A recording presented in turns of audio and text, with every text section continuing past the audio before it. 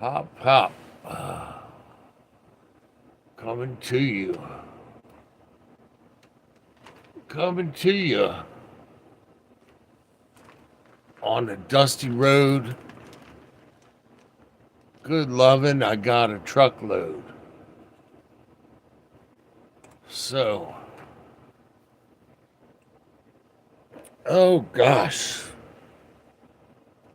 oh my gosh, my golly, Kukla, Fran, and Ollie. Oh goodness.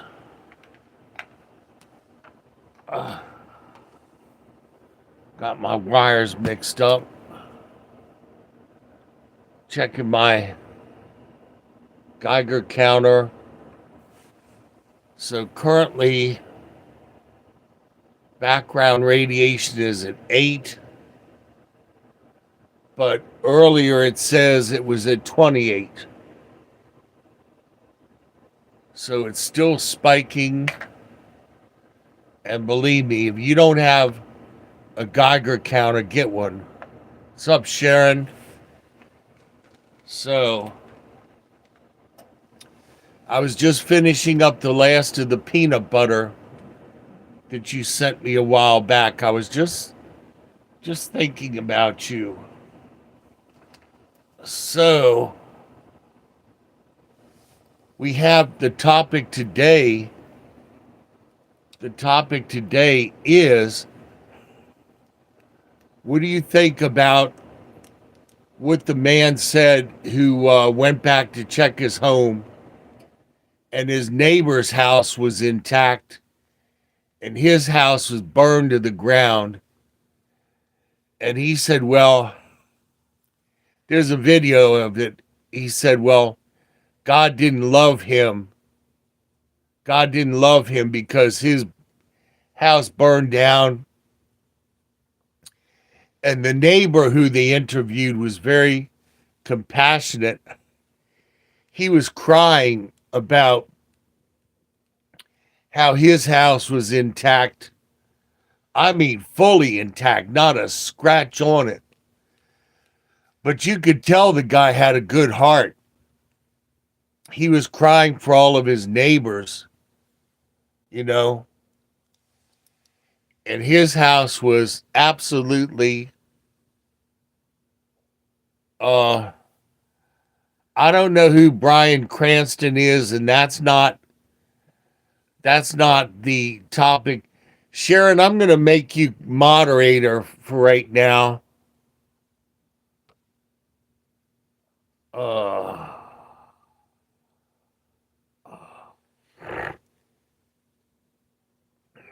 All right.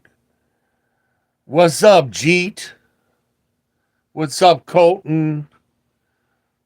What's up, Jeff? Everybody say hi to Jeff.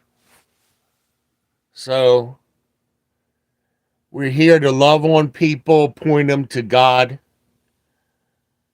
That I can sleep with anyone I meet on live. So, it's your girlfriend and I. Okay, you take this, you take the sentence and I'm going to put this to bed right now. I know people say it's the grammar police. All right, in my day, good grammar, good manners, no tattoos, those were your white collar necessities. If somebody had bad grammar, bad manners, poor hygiene, those were your workaday people. And even though people don't say it, nothing has changed. Nothing has changed. My brother went to look for a job and he was all disheveled. And I asked him, did you get the job? He said, no. I said, well, look at the way you're dressed and all. He said, that doesn't have anything to do with it. You know, the lady has to treat me the same way. So I called up, pretended to be a different person The lady said, "Oh, the job is still open. Come on down and interview. You sound interesting." So even though people aren't saying it, they're thinking it. So when you say me and my girlfriend, would you go up to somebody and say, me are going? Me and my girlfriend have an agreement. Me have. So that's like a caveman. Me have. Me have. Me Tarzan. No. You say I. So that's how quick and easy you prove proper grammar. You take the sentence, you take it apart, split it in two. I have an agreement. My girlfriend has an agreement. Put the sentence back together. Therefore, it's my girlfriend and I. That would be proper grammar. My girlfriend and I, or I and my girlfriend have an agreement. Not me and my girlfriend, you know. See, they don't teach that stuff anymore. They don't teach it because it's offensive and it hurts people's feelings, but our whole society has spiraled down and down and down into the gutter. When this whole thing with the hippie movement started, I was finishing up in school, and my last year, the kids were like, well, we're going to tear our clothes and grow our hair and all of this other stuff. I was like, I'm not. What's up, Glory? What's up, Glory? I said, I'm not. I always wore a suit and tie to school. Now, you don't have to blaspheme either, okay? You don't have to blaspheme either. All I'm saying is that regardless of how much our society unwinds, there will always be those that practice good manners and good hygiene, good grammar, and all of that other stuff. You go to Canadian Prepper, and Nate uses these. You can tell when Nate has learned a new word. I got to give Nate credit because he works on his vocabulary. But you can tell when he's learned a new word because he'll use it like 1,000 times in his video. And then he goes back and he says, well, I seen. And see, that has a lot to do with credibility. When you have good grammar, credibility is assumed. When you have poor grammar, you're showing that, there's an education lacking here and there. Just to put it straight out, and your credibility suffers.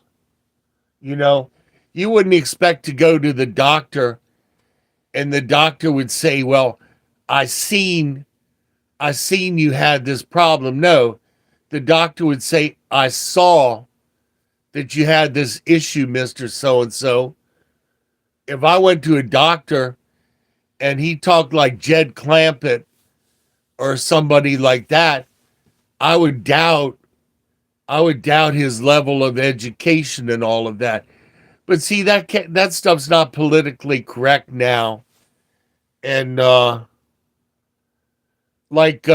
Nate loves to use the word hyperbolic. He loves that word. I don't know if he learned it recently, but overly exaggerated words.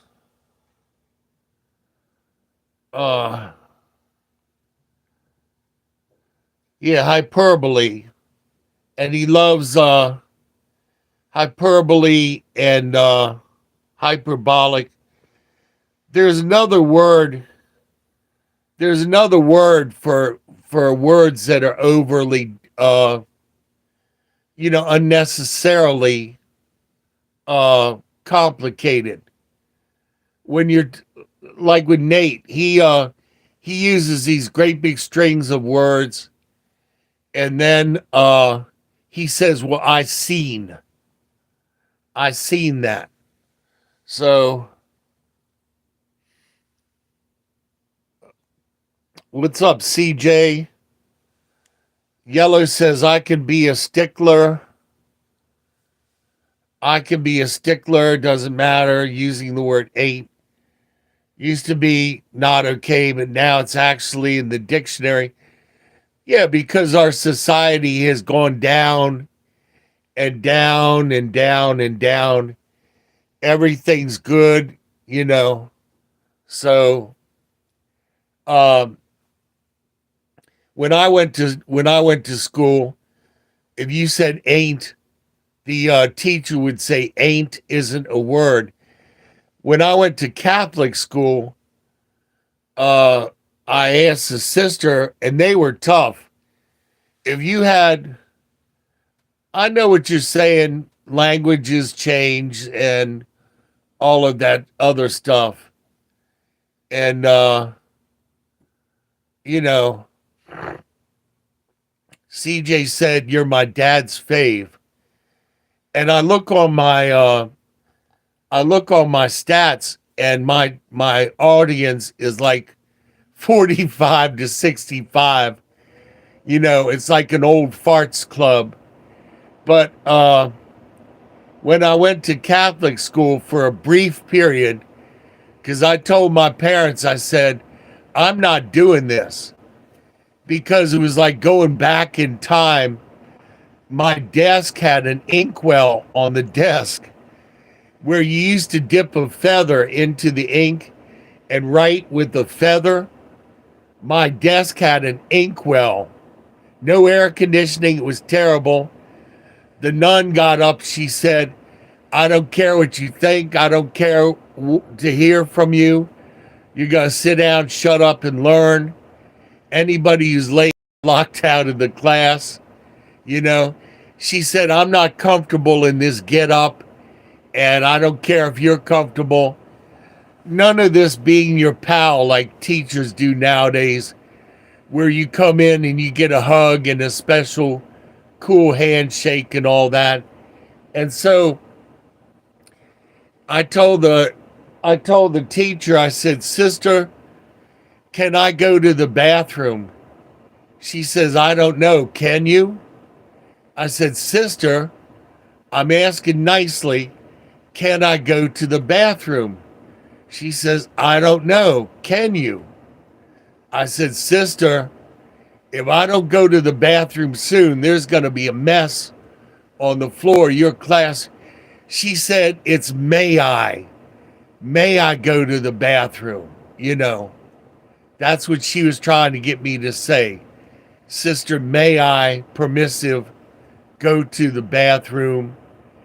And she begrudgingly allowed me to leave her class and go to the bathroom. I really didn't have to go to the bathroom. I just was sick of the torture. And then I told moms, I said, "I'm not going to Catholic school anymore." Went back to uh, elementary school in the new city that was being constructed. Beautiful cafeteria with ketchup and mustard on the table, salt and pepper, like a true cafeteria. 6 big air conditioners belching out freezing cold air, 6 air conditioners sitting in the windows. And this one girl said, "Pass me the blood." She meant the ketchup. Boy, that teacher snatched her up by the back of her collar, dragged her up off the table, and said, "You go to the principal right now. That's disgusting." Because she said, "Pass the blood" instead of ketchup. That's how it was back then. Whether you were in public school or private school, if you looked wrong, you got snatched. Milk was a penny a carton for milk, and then milk went up to 2 cents. Oh my gosh, it's anarchy. Milk is 2 cents a carton. They're doubling prices. Next year it's going to be a nickel, and then after that a dime, and then there will be babies starving in the streets and all. Oh boy, they had a stink over that. Gas was gas was 19 cents a gallon, 26 cents for premium. You know, very different back then. I went to work full time at 14 years old, working in a gas station after school till 10:30 at night, making $9 a day, not $9 an hour, $9 a day for a gas boy back then. And you were called boy. Everybody who did a menial job was called boy. If you pumped gas or picked up trash or shined shoes, you were called boy. That's just the way it was. When I graduated school, race mixing was still against the law. So I had an African American girlfriend named Holly. She sang opera. Most naturally beautiful girl I've ever seen in my life. Did not need any makeup. Sang beautifully. And we were not allowed to go to the prom together. They picked this little runny-nosed, red-nosed white girl, Melissa, for me. And her mother made me buy all of the prom pictures to prove that her plain Jane little girl actually got a date for the prom. So I spent $150 on these pictures, and I did not get to keep a one of them. And I had to watch Holly dance with a black guy, but the blacks and the whites did not dance together.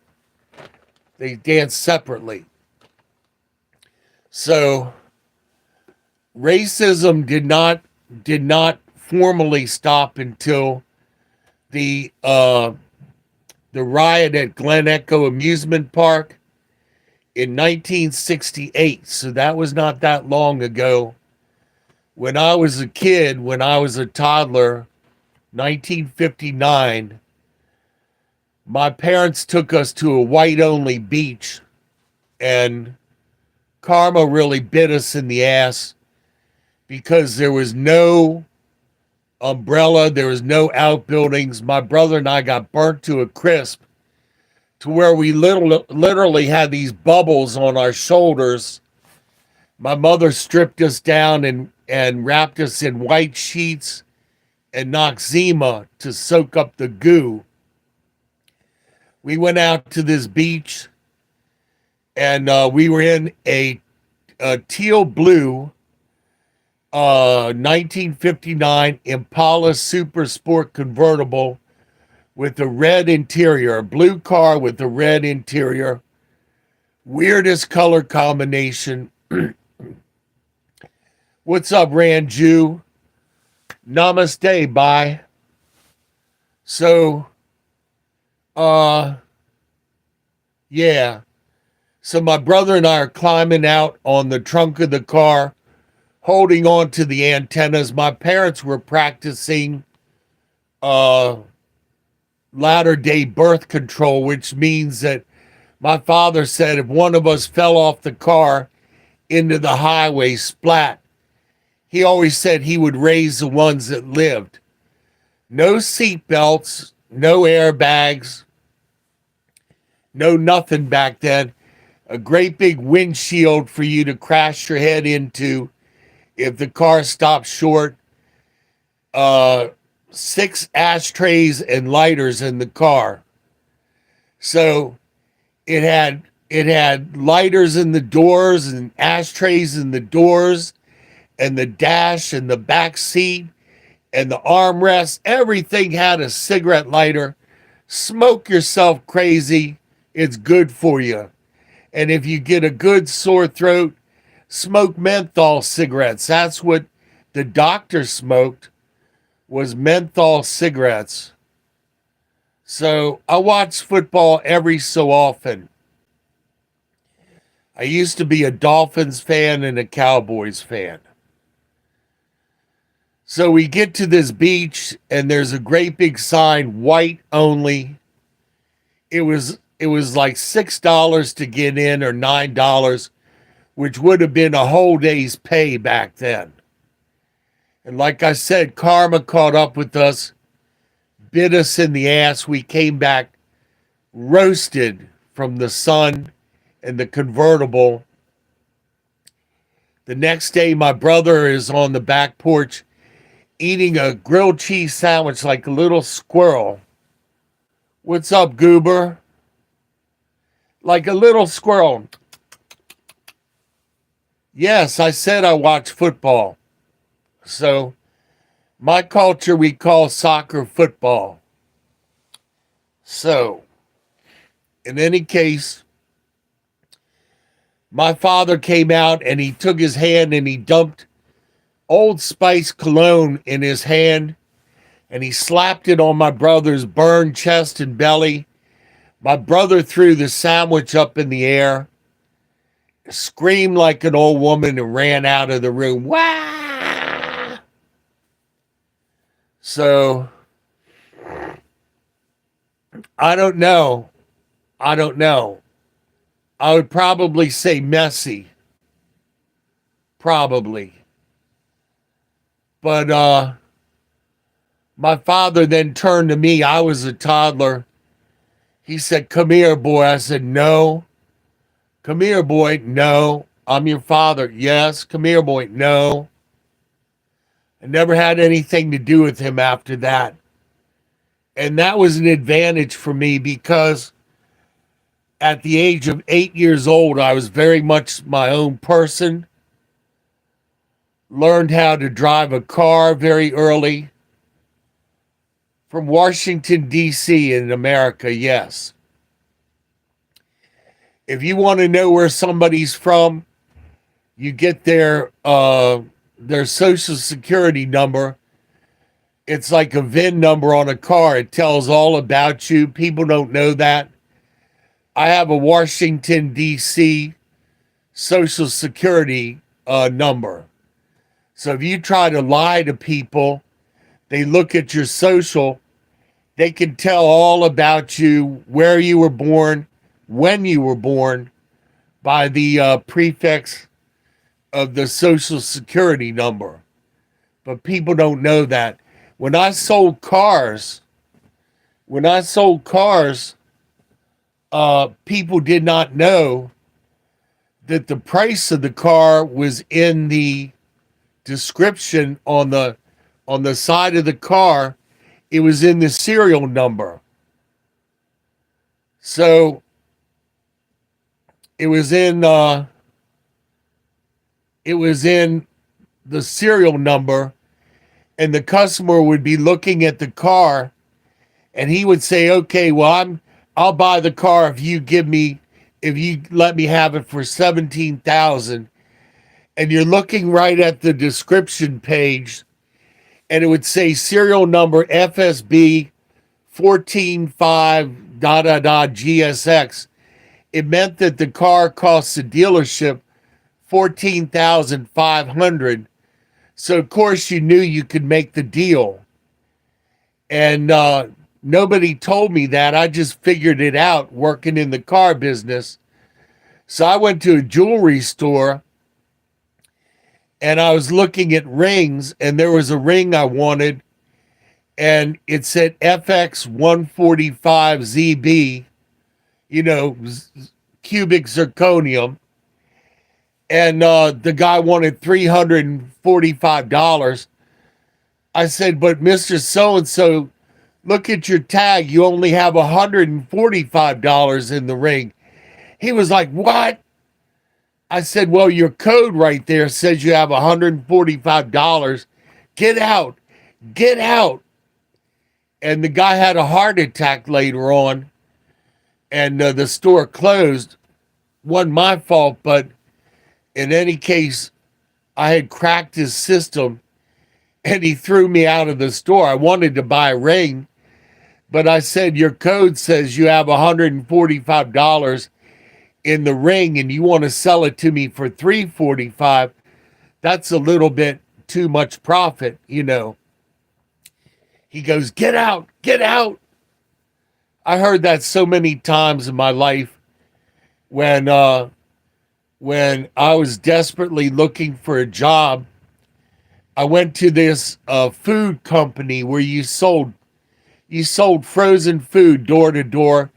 Very difficult job. They give you a crappy Toyota pickup truck, which had an old refrigerator on it. No, I've never been to India, but everyone around me is from India. The people around me are either Singh or Patel or Agara. So, I'm working at the hotel, and the guy's referring to me as Kacha Log. So my small little voice says that doesn't sound good. So I find out that in Indian culture, the okay, so you got to go. You ask me a question, I'm answering it. I stream when I feel well enough to stream. So usually about 2 in the afternoon would be usually around 2 in the afternoon. But I made a concerted effort to learn Hindi because the guy was calling me Kacha Log. Kacha in Hindi is garbage. That's the lowest rung of the ladder. So the guy was referring to me as the garbage people. So that's why I made a concerted effort to learn Hindi. So you're going to go, and I will say, brother, Bahat Dhanyavad bhai. Bahat Dhanyavad. So I just told the man, thank you very much, brother. Brother is a universal greeting. If you want to really kiss ass and blow smoke up somebody's butt, you say G. G is the highest. That's the highest praise that you can give somebody. So I needed this job. Dhanyavad. Dhanyavad bhai. So, in any case, I knocked on the door of this electronics company in town, and I noticed the guy was Indian. I do learn every day. I don't know anything about SpongeBob SquarePants, but I study languages every day, English and Spanish and Hindi, and I'm working on colloquial Chinese. So, in any case, I knock on the door and the guy greets me. And so I said, Namaste, Sabji. You know, Namaste, good morning, sir. And he's like, wow. The guy speaks Hindi. Come on in, Bing, coming on into my company. Come on into my company. So I said, I heard good things about you. Didn't know him from Adam. Works like a champ. I heard good things about your company. Oh, you being heard good things about the company? That's very good. That's very good. I have a man who's been going back to India. In 1 week, I'm needing a new person. I'm needing a new person, buddy. So I'm like, yeah. So he goes in the back, and he knows about it. I fessed up to him. He knows all about this. So he goes in the back to get a job application. I look around to see if there's anything I can glean, and there's a PC Circuit magazine on the coffee table. Wow. I take the magazine, I go flip, flip, flip, flip, flip, flip, flip, flip, flip, flip, flip, flip. And then he's coming back. I put the magazine on the table, hands folded, looking ahead. And what's up, Urdu? So thank you for the big like. I appreciate that. So he comes back with the job application. And I just learned this 5 seconds earlier. I said, what do you think about the new flying circuit tester? It's a computerized tester that probes circuits. And he goes, we'll be having one and it's right in the back. Would you like to see it, buddy? I was like, yes. I've been fascinated with that unit ever since they came out. And I just learned about it 5 seconds ago. So we go back and what's up, Lee? Got the Hatfields in the house. Now we need the McCoys. So I'm watching the $225,000 flying probe tester, and I'm meeting all of the scientists in back. And my studies in college was business and administration and management. Everybody who worked at this place had engineering degrees and all that other stuff. You know, very brilliant people. So, engineering degrees, I mean, brilliant. And see, that's the thing that Trump wants to fight as far as letting people stay in the country, because he knows that the Chinese and the Indians in America are the brain trust. Just like after WW2, we took in all the Germans that were the rocket scientists. Trump wants to keep the Indians and the Chinese in America because of their brain trust. So I meet everybody and I get to see the flying probe tester, right? And well, I try and be wholesome because it's a family channel. And these people are all business. So they invite me to lunch. They put out this beautiful lunch of naan, which is Indian bread, and chutney, and all of this other stuff. Okay. Oh gosh, just every kind of Indian dish that you could want. And people are breaking off the bread and dipping it into various things and all that other stuff. Well, 10 minutes later, and everybody is like, well, that's it. Lunch is over. Time to get back to work. No hour break like Americans. These people, 10 minutes, and they're standing up to eat. They never sat down to eat. Standing up to eat like you're at a party. Very congenial. 5 minutes later, everything's put away, you know, wrapped up, table wiped off, back to work, you know. And we're talking about stuff that'll cook your brain, you know. I got this circuit board for a 12 layer. Now here I walked in off the street. To get this job. I desperately needed the job. I was paid $10 an hour, which was the top of his salary scale. He said, I'm being paying you the premium money, buddy. Don't tell anybody in the business or they will be very, very, very, very angry. Mum's the word, buddy. So I don't tell anybody that I'm getting the big $10 an hour. So I get this circuit board and it comes in like doctor's scratch on this paper build us a 12-layer circuit board for a submarine. So I look at the thing and it says naval surface center. I can't say the W word, White Oak, Maryland. And I'm like, come on, man, this isn't air conditioning circuit.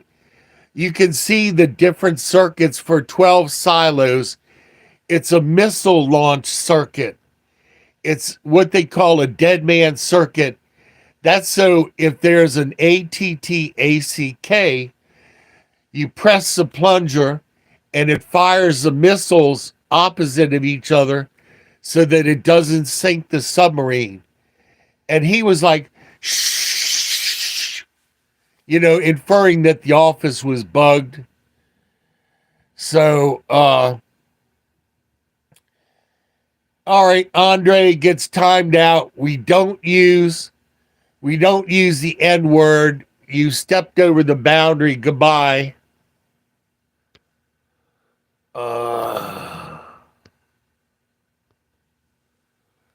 Andre's been timed out for 24 hours. We don't use the N word. I put up with a lot of crap from people. But when you use the N word or hate speech or something, you get a 24-hour timeout. I'm sorry. I'm sorry that you'd be that ignorant and think that I'm that stupid that I'm going to do a shout out. And you're going to see, Andre, when you do that, when you type the N word into the internet, that's forever. So you might go to look for a job and they'll bring that up. They'll find that stuff. You'll go to look for a job or credit or something. They'll say, well, aren't you the guy who typed in the N word on, they find that stuff out. So you're very foolish and you can't retract it. What's up, Kelsey? What's up, Eddie? My name is William Leonard, which means William the Lion-Hearted, protector of women. Protector of women. So, long story short, I'm looking at this 12-layer circuit board, and you have to go from this chicken scratch that a scientist writes to what's called computer-aided design, which means you have to figure out how many boards can go on a circuit and be efficiently made on the product line. In 45 minutes, you have to figure that out. And I did it quite well, glory to God.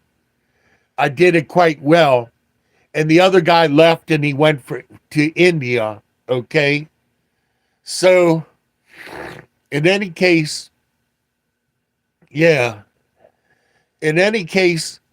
I just went to work there that day. The phone rang and I said, what did I say? Oh, yeah. I said, Sabji, aapke liye phone krupya. Boss man, please answer the phone. Got on the page. Sabji, aapke liye phone krupya. He's like, wow. And believe me, they didn't talk smack around me because they knew that I understood what they were talking about. The guy calling me Kacha and all that other stuff, But I walked in on a meeting with him interviewing a guy to work back in the chemical part of the plant. And I asked both of them, would you like tea or coffee? They looked at me like I was insane because their culture is you don't talk to people, especially if they're on the bottom rung. The boss looked at me like, man, you broke protocol. It was like when Jesus told Peter, you're going to be the rock and I'll build my church on you. And then the next thing he's saying, get thee behind me, Satan. The boss looked at me like, are you crazy coming in here asking us if we want tea or coffee? And the other guy interviewing for the job, he looked down the floor like, you're not even supposed to be talking to me. But I'm the type, I was friendly to everybody. I wasn't told about not using the executive bathroom. I wasn't told where the employee bathroom was. So I was using the boss's bathroom.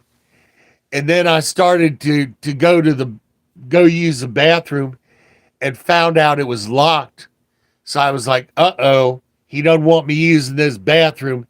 There's got to be another bathroom around here some way, or else they're going to have a mess on the floor. So I found the employee bathroom. So it was interesting. It was interesting. Very brilliant people, Indians.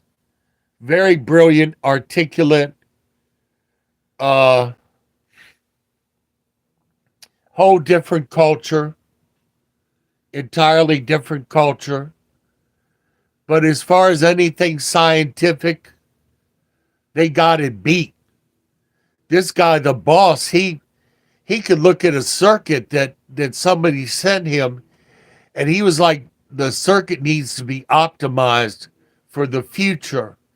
And he would change the circuit, and then he would send it to, it went from computer aided design, CAD.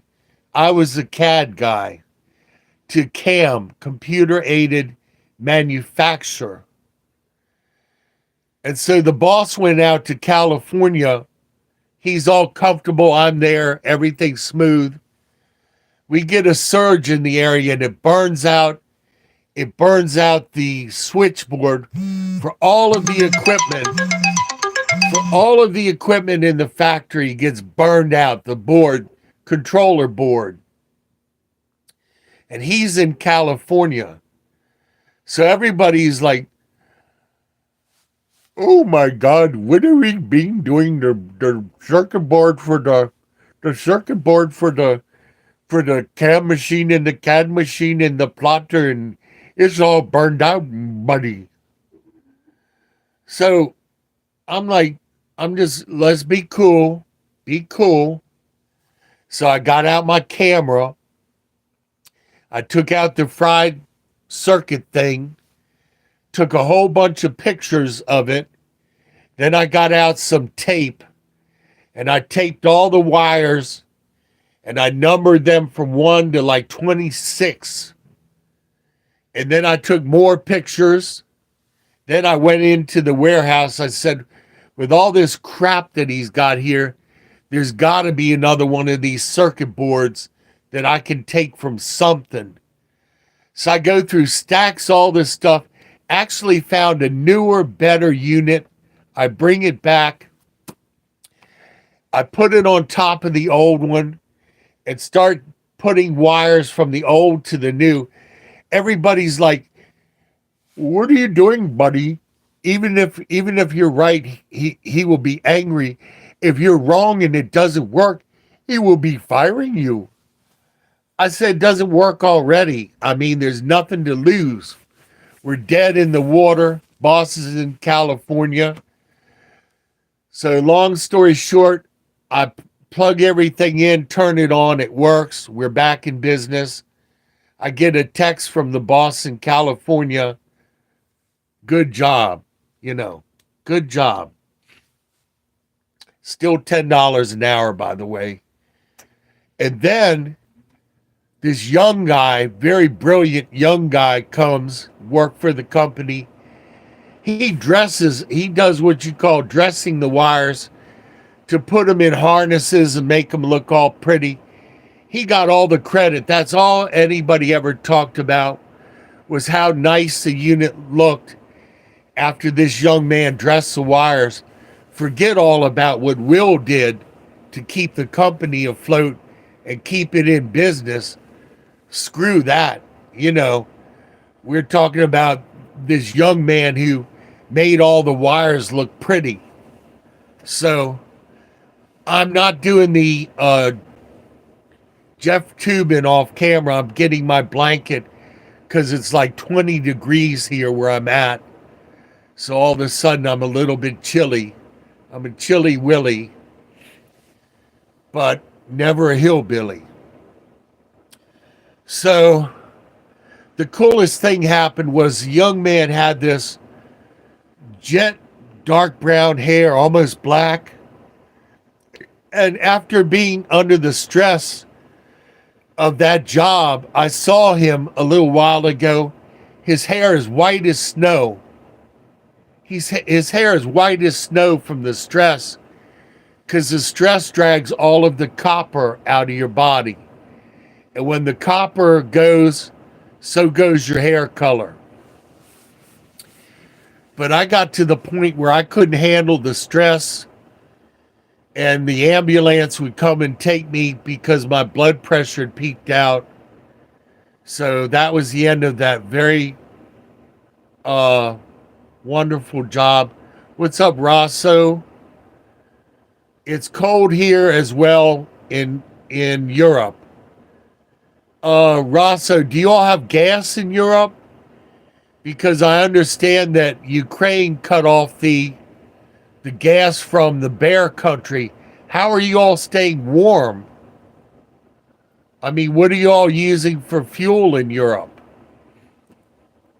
So we got politicians in America, so we always have plenty of hot air in America because of these feckless octogenarian politicians. Well, thank God for that. You still have gas. That's good. That's good. I love my European brothers and sisters from Germany and all of that other stuff. My father was German. So, send too quick. Oh, okay.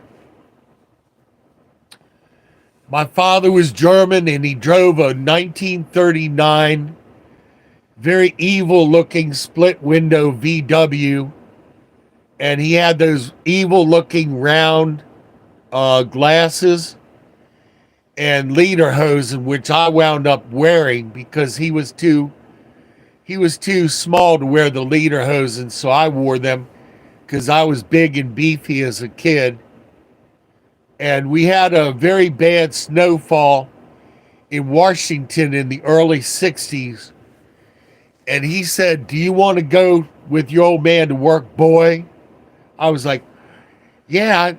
Stupid me, I let down my guard. "Yeah, I'd like to go to work with you, Pops." He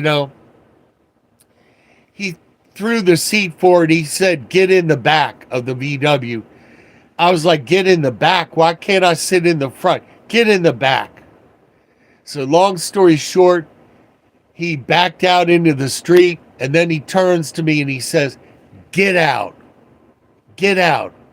He used my weight over the wheels to hold the car down in the snow to get out of the driveway to go to work. And then he left me out in the middle of the street in 5 feet of snow to walk back to the house. I never trusted him after that. He would go, "Come here, boy." I'd say, "No, no." "I'm your dad." "Yes." "Come here, boy." "No." So, yeah, he was a pretty evil dude, until he got born again. God reached out to him when he was 77. He got saved, and he went from being my tormentor to me being my buddy and pal and best friend. And I would pick him up in my Lincoln and take him to there was a Polynesian restaurant he liked called the Thunderbird, or he liked Bish Thompson's or O'Donnell's. I would take him out for lunch. He'd walk into the kitchen to go to the bathroom. I'd have to go get him and say, "Pops, this isn't the bathroom. You're not supposed to be back here." I'd have to take him to the bathroom and make sure he didn't pee all over himself and everything, and take him back to the table. And I used to be so scared of this man, because when he would spank you, he would start at the top with the belt and work his way down like a car wash. And you had to cry and scream at a certain duration and pitch before he was satisfied. So, in any case, his heart burst and he wound up in the hospital. The doctor said, we can't stitch his aorta back together. It's just a matter of time now. And they laid him on a table. They didn't even cover him up with a blanket or anything because they said that was easier to work on him. I said, what easier? You're not even taking care of him anymore. So I went to visit him at 11:30 at night. And in any case, I was patting his hand, telling him how much I loved him, which was very difficult because he never said, I'm sorry for crushing out my cigarette on you. I'm sorry for pushing you down the stairs and beating you almost unalive, son. You know, he gave me a copy of his autographed book after he beat me one time. Wow. Wow. He gave me a copy of his book, signed by him, the author. Two geese fly into the sun, so close their shadows are as one. Isn't that beautiful, son? I said, excuse me, I'm the one that you just beat and pushed down the stairs a few days ago, if you remember. So I was like, take your book and grind it up into little pieces and throw that crap on your garden. You'll be able to feed the world with that crap. He was like, you know. But I'm there patting him on the hand, telling him I loved him. And that was very difficult. I said, Pops, it's going to tingle a little bit. It's not going to hurt. And it's going to be like I'm going to be right behind you. It's going to seem like a minute later I'll be right behind you. And he turned purple. And the angels came in and got him. And then they went right through me. And it was the angels and my father and me all together for a split second. And then whoosh, out the window. And I called my relatives, not my family. I called my relatives. You all are my family. I called my relatives and I said, well, Buck just passed 11:38 p.m. They said, thank you, click, hung up the phone on me. They never said, well, gee, Will, the house and your old bedroom is 2 blocks from the hospital. Maybe it would be a good idea if you came and stayed in your old room instead of driving back to Frederick an hour and a half after seeing your father off. So I opened up my ever-present can of Coca-Cola, opened up my bag of peanut butter crackers. That was my dinner. Said goodbye to Pops and got in the car and drove back to Frederick an hour and a half. See, God does that on purpose, had me alone with my father so I could make peace. Now, when I was younger, I worked for the mob. I worked for the mob, a trash company that now I never witnessed this, but I was aware of it, of somebody who displeased the boss and apparently ended up in the back of a garbage truck with garbage dumped all over him and then packed into the truck and sent off to the incinerator. That was my childhood. I was a garbo on a garbage truck, and they didn't have plastic bags back then. You had these burlap pieces of burlap, and you wrapped them around your belly and your shoulder, and they dropped you off behind houses, and you dumped the garbage in the burlap, and the crap from the garbage ran down your back and made awful bumps and sores on your back because people would sweeten their garbage with lime. And so you had lime and garbage water and cat food cans cutting your back. And you swing the sack on your back like Santa, walk out to the truck, throw the garbage in the truck and get on the back, ride up to the next house and do it all over again. And you end up wearing the garbage. So that was my childhood when my father put me out at 15 because abusers always will make you think it's your fault.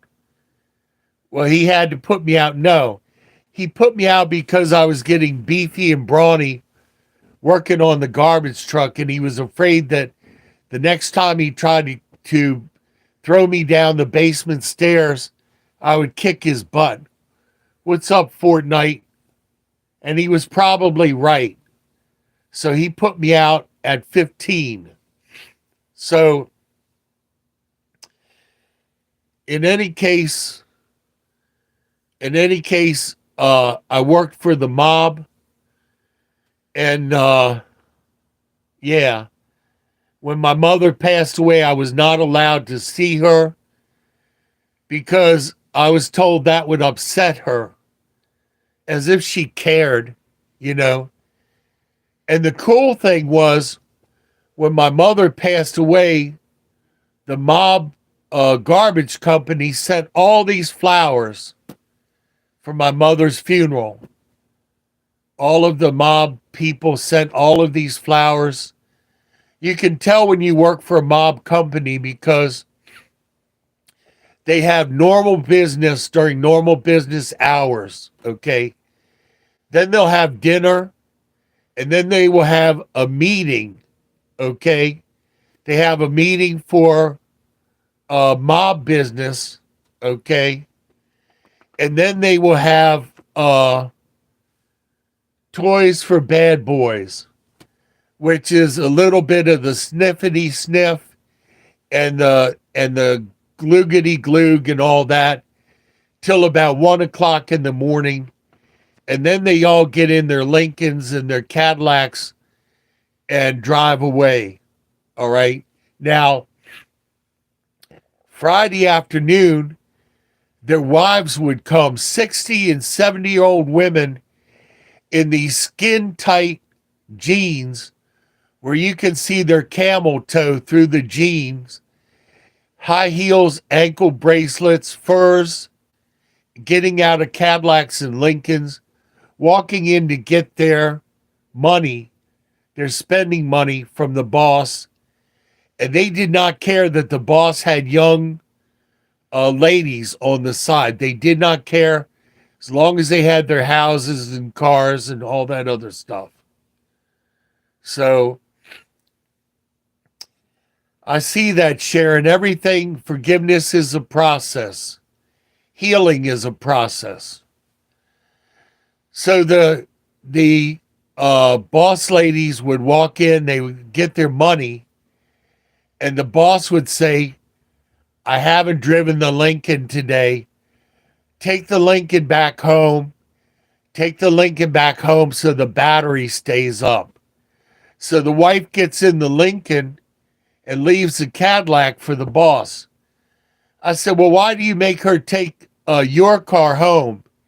He's like, well, that way, if somebody has put a BOMB under the hood of the car, you know, while it's out in the parking lot, it'll happen to the wife. The wife will get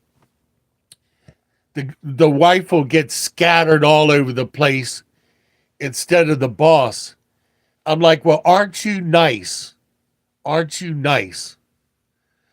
So one day I'm in the shop and the trucks had been sabotaged because of this guy trying to make the company union. So, and believe me, he paid the price for it. So I'm in the shop waiting for my truck to be fixed. And the boss comes in. What's going on here? Why aren't you at work? Why aren't we working? I said, boss, I'm waiting for my truck to be fixed so I can go back on the route. What about this man? What's he doing? What are you doing? Nothing, just hanging out, the guy says. And the boss has picked up this great big mallet and he's twirling it and looking at it.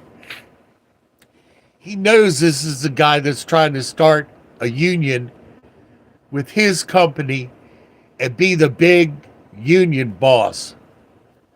So he walks over next to the guy, talking to the guy.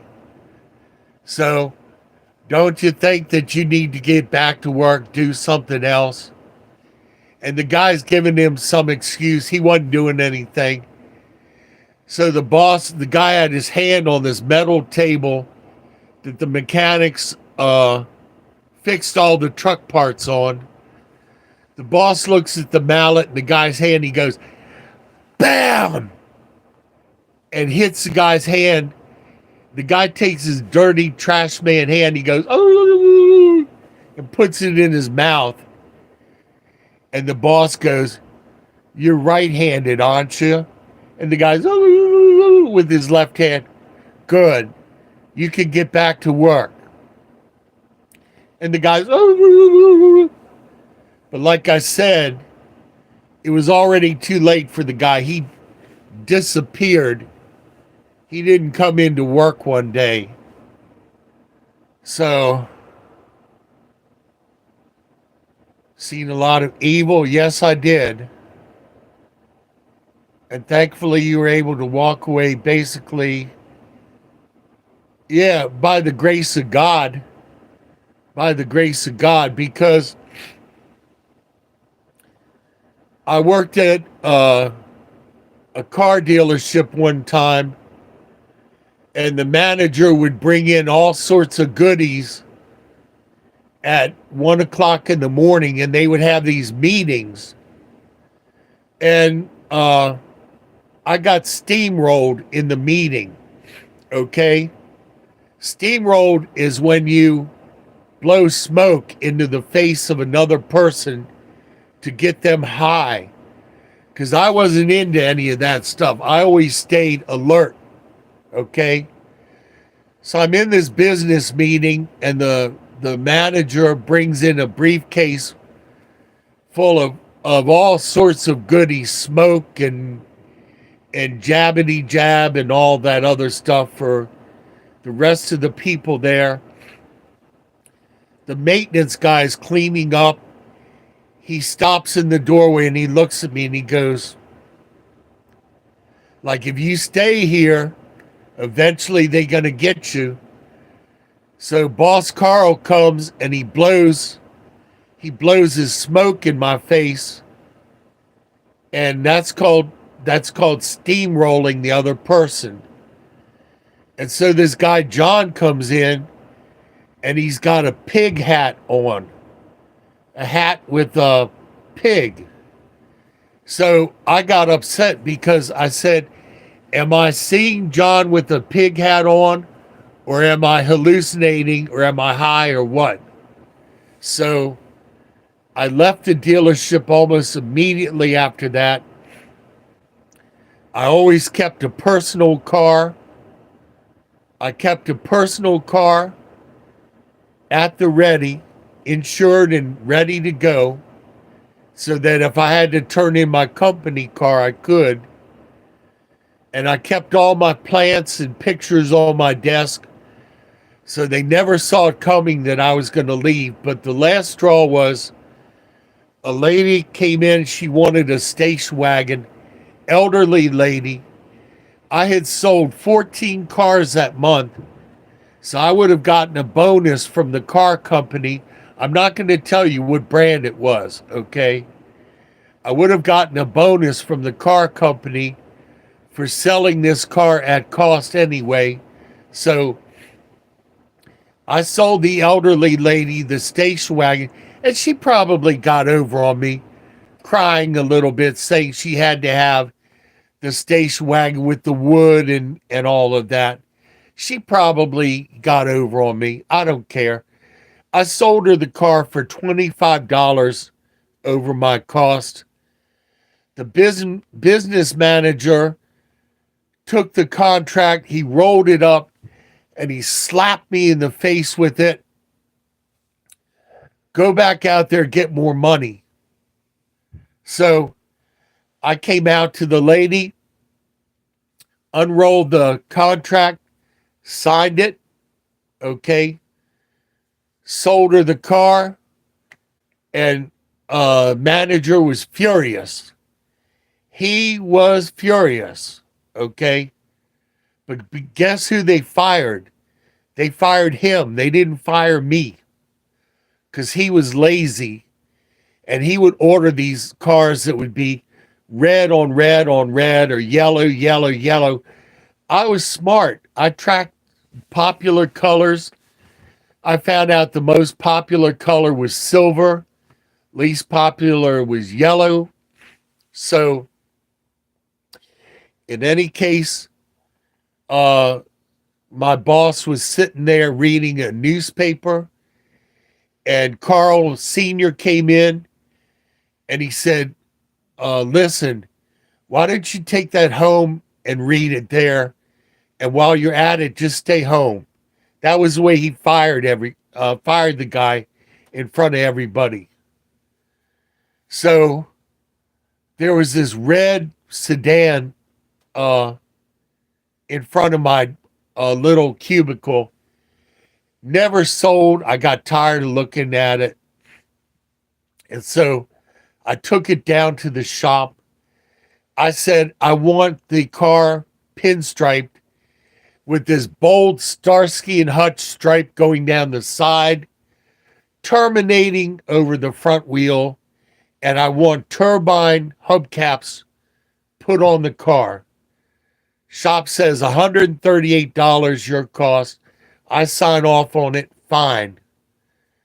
Carl comes in. Oh, you sold the Bloody Mary mobile. I said, no. Where's it at? I said, it's in the shop. Why is it in the shop? I said, I'm getting it pinstriped, and I'm getting, you what? You, without it, you what? Brought the car back up, sold it almost immediately to these two ladies down in Silver Spring. Sold the car for years after that because it was the only red on red on red sedan with the gold Starsky and Hutch stripe on the side. And I had them put gold striping on the dash. Wow. Wow. And I'd see it in Silver Spring, and the lady had those big old people glasses, driving along 25 miles an hour with the turn signal on. So, and I never cheated anybody on a car. Never had to cheat anybody. This was the deal, take it or leave it. I never badgered anybody. But I will tell you this. When you work for a car dealership and they have a business meeting, you can tell who's doing well because the salesmen with crappy sales get macaroni and cheese or baked beans and beanie weenies. And then the good salesmen get salad, baked potatoes, steak, drink, coffee, dessert for their dinner. So you can look around the dining room and see who had good sales and who didn't. If you ever go to a car dealership and the guy has got his tie cut in half, it means that he just sold his first car and they cut off his tie.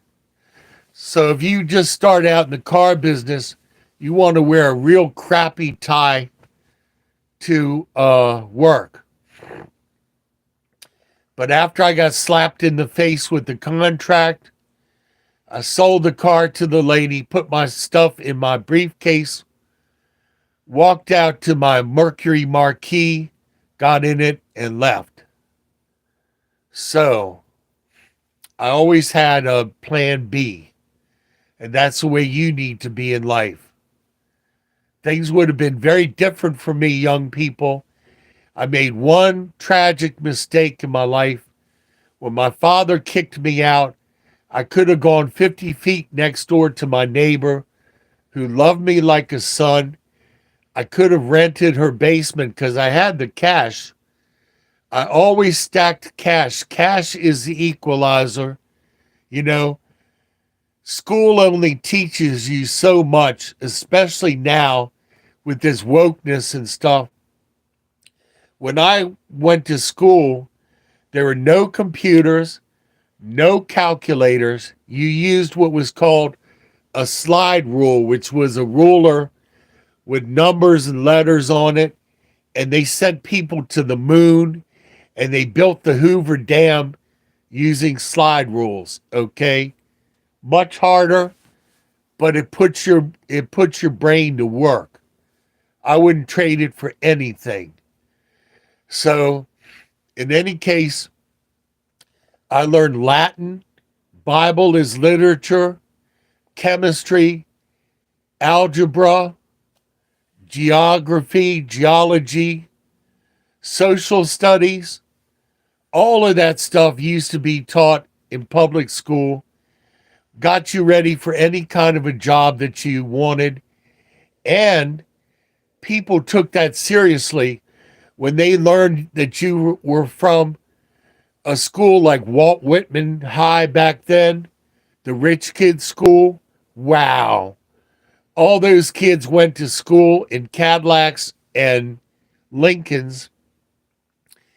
I went to the hippie school in town because I didn't have a Cadillac and a Lincoln.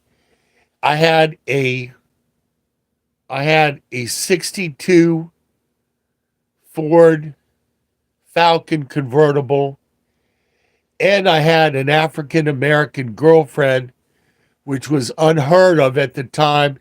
It was actually illegal to mix races back then. It was illegal, if you can fathom that. The I looked up the white only beach that we went to when I was a kid in 1959. Obviously, as a beach, it's still there. But now when I looked it up, it's members only. Yeah, members only. So things don't change. Things don't change. And I was just heartbroken when they would not allow Holly and I to dance at the prom together. And really we broke up after that. We broke up after that. But things were very different back then. I had another African American girlfriend, and I had my brother's infant baby. We went to hot shops, and people looked at the African American girl and I, and the baby in the high chair, and this man came over. He put his arm around the baby, and he took his fingers and rubbed the baby's head vociferously. And so the girl and I thought it was cute or funny. When I got home and told my mother, she was horrified. She said the man was sending you a message, rubbing the baby's head for good luck. I won't go into any more of that, okay? But the man was sending a racist message that he did not approve of a mixed race couple with this baby, rubbing the baby's head for good luck. So, even though things are not perfect in our society, We are trying. We are trying.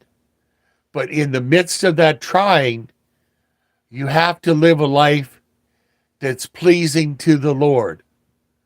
That is the goal, and that is what makes your life worthwhile.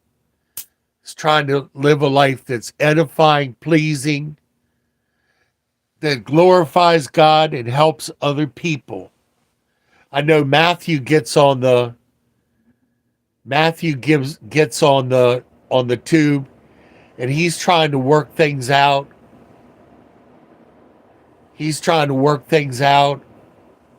And I've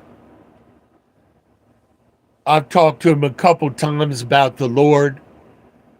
But see, people are like, especially in society, they're like, it's got to be anything but Christ. It's got to be anything but Jesus Christ. And they go this way and that way, and it all turns sour on them. They put their faith in politicians and in systems of government, and it all comes crashing down. A lot of them, unfortunately, to the loss of their soul's salvation. Now, I, as a watchman, am bound by the Word of God to tell you the truth and not sugarcoat it. So if you're living a life in open rebellion to God, you're not going to be raptured when the rapture comes, okay? Even if you're a backslidden Christian, I disagree with other people who say that you can be backslidden and raptured. No. The Holy Spirit of God does not slum. So if you are watching pornography and you're not working that out with the Lord to get you off of that stuff, the Holy Ghost will not split room in your spirit and hang out in this little bit that you've given the Holy Ghost when you are watching pornography or involved in other things that God considers an abomination. I'm sorry, that's not me.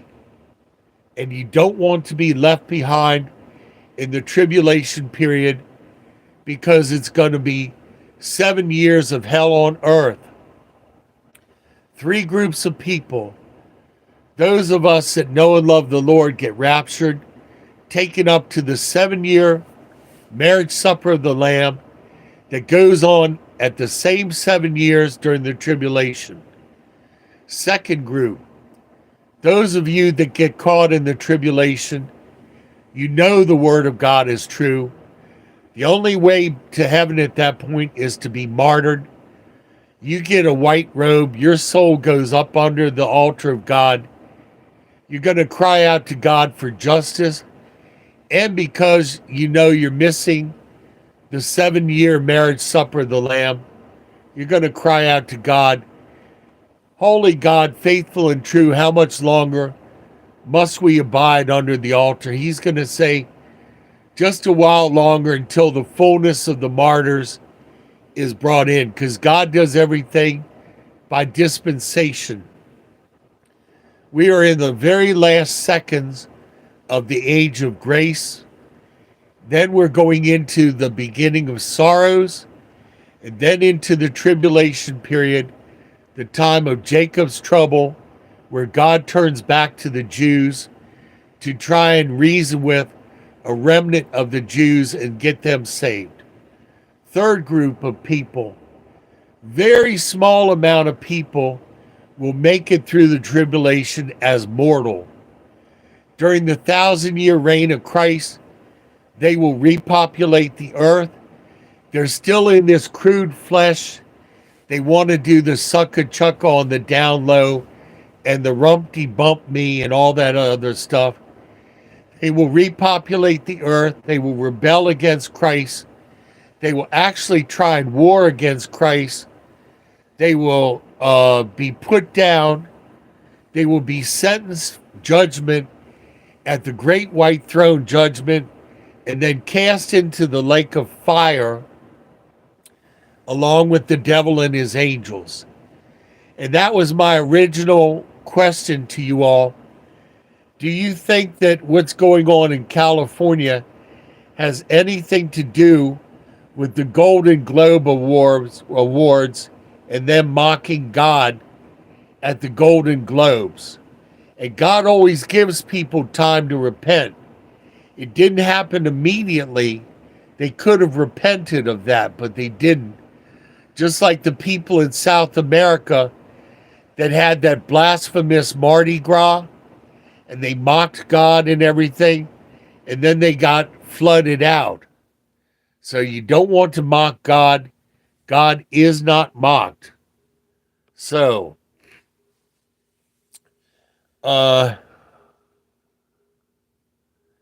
Rosso says he feels like the tribulation has already started.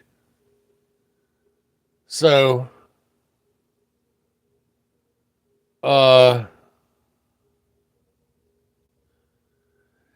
you say Christians don't do gifts for the dead. That's actually a voodoo thing. You want to stay away from that. People down in down south who will cook a meal for the dead and they leave it out and they come back and the food's gone.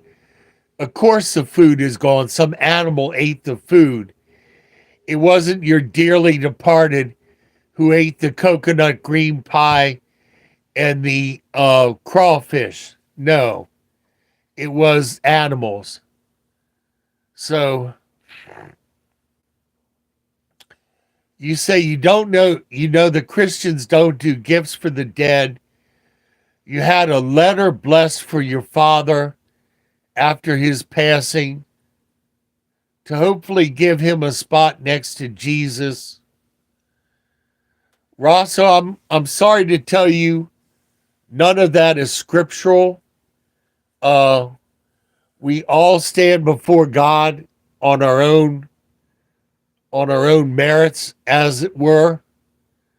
So we don't get to God by works, but once you accept Jesus Christ and what he did on the cross to atone for our sins, yes, you will see the Lord. But it says those that don't, won't. I'm sorry. My mother, as far as I know, never got born again. Every time I dream of my mother, she's still old and fat and worn out. When I dream of my mother, she always says she has to go. So, but God says he will wipe away every tear in heaven. So for some reason, we have to understand that probably most of us will have loved ones that don't make it, but God will explain his justice, and we will have to be okay with that. So I can't elucidate more than that, other than saying that God will wipe away every tear. So as far as being wiped away, I have to go and check on my medicine and all of that other stuff. I love you all. I always give you the real deal. It says if the watchman sees the sword coming, he warns the people, then that's on them. If the watchman sees the sword coming and warns not the people, that's on him. I am not ashamed of the Lord Jesus Christ. It says that if you're ashamed of the Lord before men, he will be ashamed of you before the Father. So concentrate on the Lord. All this other stuff is peripheral. We are not going to be here for the real bad stuff. We are in the last seconds of the age of grace. You want to tell your family, tell your friends. If they mock you or scorn you, that's on them. But lovingly tell them in a way that's credible. If you're flaky in how you act and then you tell people about the love of Jesus Christ, you've actually pushed that person away. All right. You want to be a credible witness for why people need to be born again. All right. So that's my whole purpose, is to be an older person leading younger people to the throne of grace so that you don't have to suffer some of the embarrassing and awful things that I had to go through. Poppity Pops out.